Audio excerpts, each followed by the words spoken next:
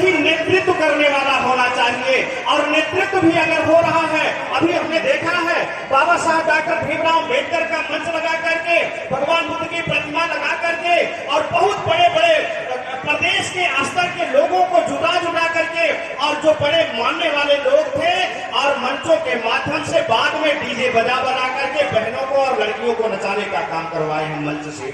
तो ये जो है हमारे जो बुद्धिजीवी वर्ग की ये परिभाषा नहीं है कि हम अच्छा भाषण दे लेते हैं, अच्छा अपने को प्रदर्शित कर लेते हैं, लेकिन हमारे संस्कारों में नौकरियां नहीं आ रही है। तो मैं आप तमाम बुद्धिजीवी वर्ग के लोग वो लोग हैं जो अपना किसी भी तरह से जीविका का उपार्जन तो कर रहे हैं, लेकिन समाज को सही दिशा देने के लिए प्रयास कर रहे हैं। इसलिए सही जो है कम से कम आप लोग ये परिभाषा को अपनाते हुए।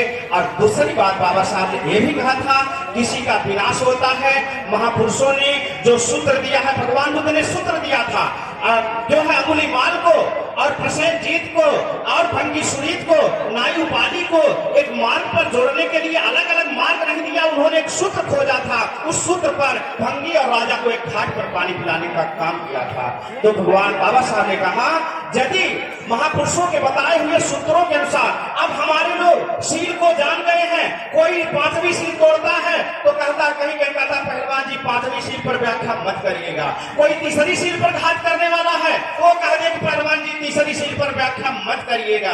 तो फिर अपने मर्जी से लोग धर्म चलाने के चक्कर में पड़ जाते हैं, तो फिर मामला गड़बड़ हो जाता है। तो महापुरुषों ने जो सूत्र दिया है उस सूत्रों पर काम करने की जरूरत है और महापुरुषों के सूत्रों के अनुसार अपने जीवन को ढालने की जरूरत है। और तीसरी बात बाबा साहब ने कहा था, यदि महापुरुषों के बनाए हुए निशान को मिटा दिया जाता है तो समाज मिट जाता है।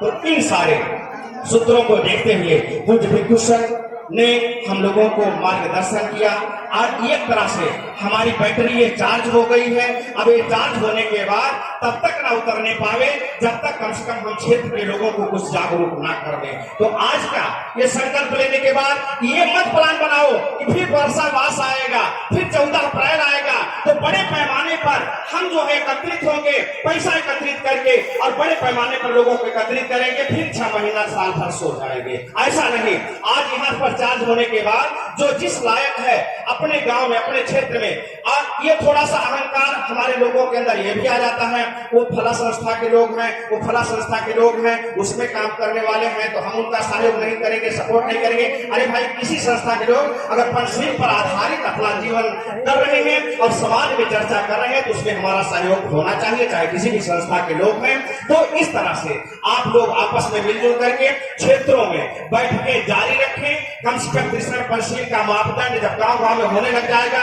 बहनों को बताया जाएगा, गर्भमंगल संस्कार की जो है बात को बताया जाएगा, उसका लाभ अभी पूज्य भंते जी ने बताया है, कैसे लाभ होता है, कैसे बच्चा पैदा करना है। तो ये परिस्थितियां गांव गांव में जब बताई जाएगी तो हमारी बहनें जो है भगवान बुद्ध बाबा साहब में श्रद्धा लाएंगी और अंधविश्वास। और फिर आने वाला समय है, अभी देखिए यहाँ से जाने के बाद बहनों को अगर नहीं बताया जाएगा तो गोबर में जाकर अपने सुहाग को भी लेकर जाएंगे, अपने जो है गोद के लाल को भी लेकर जाती हैं और गोबर में जाकर अपने बच्चों की जो है परवरिश की कामना करती हैं। ये अंधकार में जो भटकी है, इसके लिए गांव गांव में चलना होगा, जागरूक करना होगा।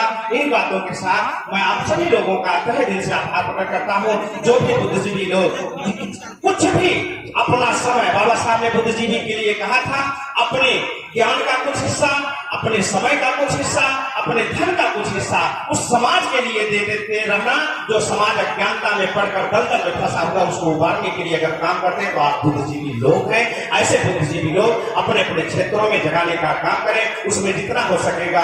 मैं भी लगातार 2000 से आता रहा हूँ और आने का लगातार प्रयास करता रहूंगा और संस्कार के माध्यम से आवश्यकता जब भी पड़ेगी आप लोग याद करते हैं तो आता हूँ। और इसके साथ साथ हमारे पृथ्वीराम भिक्षु सेवा संस्थान सरायनीर आजमगढ़ उत्तर प्रदेश के नेतृत्व में सरायनीर के बगल में जो है मीनापाड़ा रोड पर 53 बिस्वा जमीन खरीदी जा चुकी है आप लोगों के सहयोग से, जिसमें जो है 21 बाई 57 फीट का कुछ निर्माण कार्य हो चुका है, जिस पर करकट रख के हमने बैठने की व्यवस्था वहां पर कर ली है। और अब जो है हमारी थोड़ी रास्ते की समस्या है, रास्ता भी लेना है, लेकिन हम थोड़ा सा माइनस स्थिति में है।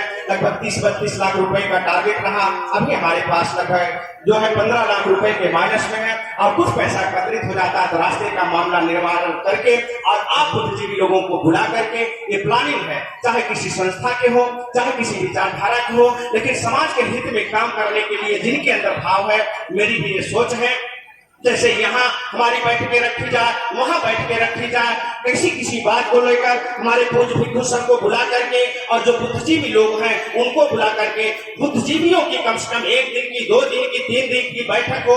जैसे हमारी कुछ विषमताएं हैं भिक्षु को लेकर, संस्कार को लेकर, तो हर विषयों पर चर्चा हो। चर्चा होने के बाद जो हमारे मार्गदर्शक लोग उसमें निर्णय लेते हैं, उस निर्णय के तहत हम लोग समाज में काम करें, ऐसा कम से कम। और वहां पर हमने जो प्लानिंग बनाई है वहां शिक्षा से संबंधित, स्वास्थ्य से संबंधित, क्योंकि मैं भी पहलवान रहा हूं, पहलवानी का थोड़ा सा शौकीन रहा हूं, इसलिए बच्चों के जो है स्वास्थ्य से संबंधित भी खेल कूद की कोई व्यवस्था करने की प्लानिंग है।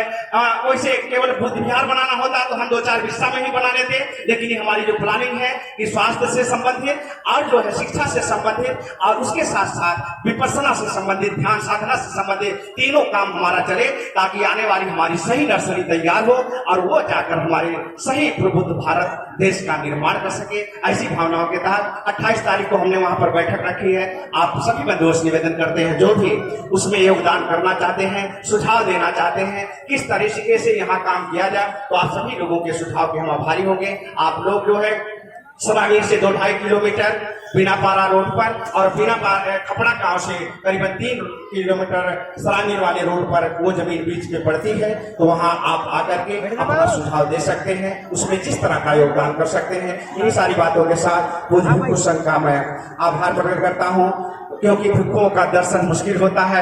इतनी बड़ी संख्या में हम लोगों को दर्शन मिला, अवश्य ही हमारे कल्याण की यहाँ के लोगों का पुण्य कर्म रहा है।